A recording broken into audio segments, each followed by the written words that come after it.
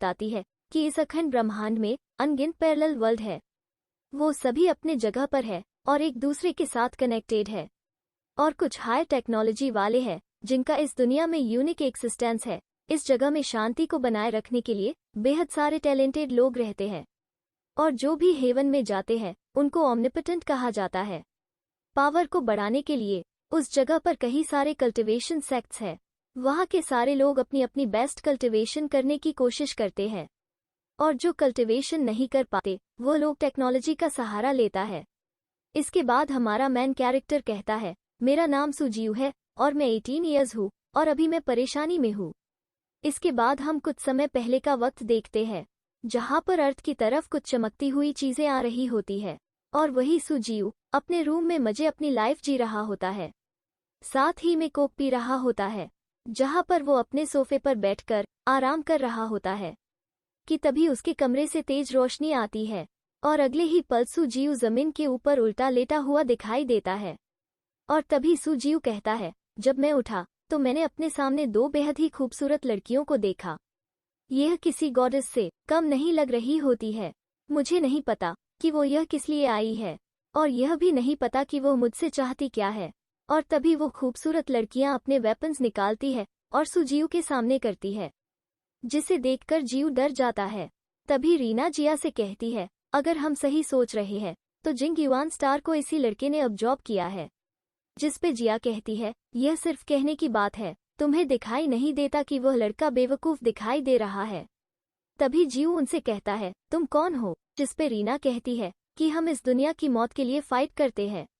हम उस star source के लिए फाइट करती है जिसने कई हजारों लोगों को मारा है। और तभी वह कोक पीने लगती है। तभी जिया रीना से कहती है, इस लड़के को रिकवर होने में 3 घंटे लगेंगे, क्यों ना हम इसे अभी रिफाइन कर दे। तभी रीना कहती है, यह सारी दुनिया के प्रैक्टिशनर की एंसेस्ट्रल लैंड और बर्थ प्लेस है। हमारे यहाँ आने से पहले ही एंसेस्ट्रल लैंड लॉक हो गई है। लेकिन यह मत भूलना कि जो लोग भी पावर को हासिल करते हैं वो अपने ही एंसेस्ट्रल लैंड के लोगों को चोट पहुंचाने में जरा भी नहीं डरते और जो भी ऐसा करता है उसे हम दोनों वही मार देते हैं। जिस पे जिया कहती है, लेकिन यह लड़का तो नॉर्मल लग रहा है। तभी रीना जिया से कहती है, हमें इस दुनिया के लोगों को चोट पहुंचाने की परमिशन नहीं है। और तभी इनकी बात ही चल रही होती है तो जीव दरवाजा खोल के वहां से भाग जाता है। लेकिन दूसरे ही पल जिया और रीना जीव को रूम में लाकर पटकते हैं और उनके वेपन्स जीव के सामने होते हैं। तभी जिया जीव से उसका नाम पूछती है तो जीव एक झटके में अपना नाम बता देता है। इसके बाद वो दोनों अपने वेपन्स रख लेती है और तभी हम जीव के चिल्लाने की आवाज सुनते हैं और हम देखते हैं कि वो दोनों लड़कियां जीव के सामने अपने घुटनों पर बैठ जाती है और जीव उनसे कहता है, क्या तुम दोनों मेरे साथ रहने वाली हो? और तभी जीव ख्याली पुलाव बनाने लगता है और खुश होने लगता है। और तभी जिया उससे कहती है, यह कितना क्यूट है। लेकिन रीना वही नाराजी से खड़ी होती है तो जिया उससे कहती है, नाराज होने की जरूरत नहीं है, तुमने 100,000 सालों तक कल्टिवेशन किया है और यह लड़का सिर्फ 18 ईयर्स का है। तभी रीना गुस्से में कहती है, इस बेवकूफ के सामने तुम्हें मुझसे ऐसी बात नहीं करनी चाहिए। तभी रीना जीव से कहती है, क्या तुम्हें कल्टिवेशन के बारे में कुछ पता है? जिस पे जीव कहता है, हाँ मुझे पता है, तुम शायद किसी सेक्ट के जीनियस कल्टीवेटर हो। तुम्हें किसी दुश्मन को पकड़ने का ऑर्डर मिला है, इसी वजह से तुम यह मेरे साथ रहना चाहती हो। और तभी जीव रंगीन चीज सोचने लगता है तो रीना उससे कहती है, कुछ भी उटपटांग मत सोचो, यहाँ पर रहकर हम दोनों तुम्हें प्रैक्टिस कैसे की जाए इसके बारे में सीखने वाले हैं। जिसे सुनकर जीव उदास हो जाता है और कहता है, मैं एक आम इंसान हूँ।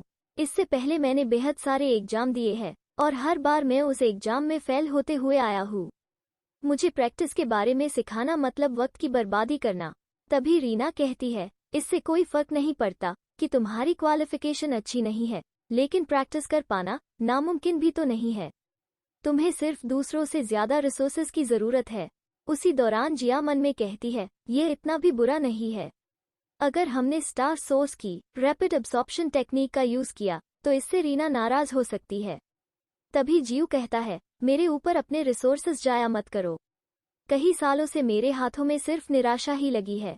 मैंने पहले ही हार मान ली है।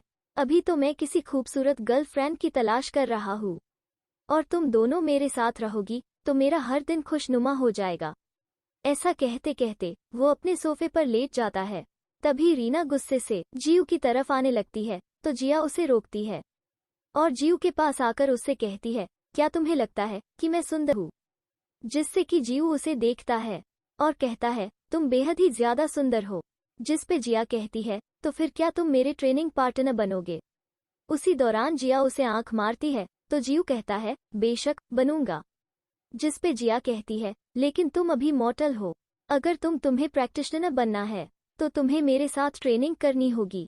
तभी जीव खुद से कहता है कि ऐसा क्यों लग रहा है कि मैं खुद को परेशानी में डाल रहा हूँ। तभी जिया कहती है, मैं तुम्हें एक चांस दे रही हूँ। अगर तुम मेरे से ज्यादा कल्टिवेशन करोगे तो मैं खुद को तुम्हारी कल्टिवेशन पार्टनर समझूंगी। इतना कहना ही था कि जीव दोबारा अपने रंगीन सपने सजाने लगता है। इतने रंगीन सपने की मुझे भी शर्म आ रही है। और तभी वह कहता है, मैं तैयार हूँ। जिसे सुनकर जिया कहती है, कहीं यह मुझे फंसाने की कोशिश तो नहीं कर रहा है। और वही जीव अपने रूम जाकर उलट पुलट करने लगता है और फिर अच्छे कपड़े पहनकर जोरदार एंट्री मारते हुए कहता है, मैं प्रैक्टिसिंग करने के लिए तैयार हूँ। और इसी के साथ इस सीरीज का पहला एपिसोड खत्म हो जाता है। कमेंट करके जरूर बताएं कि आपको यह सीरीज कैसी लगी।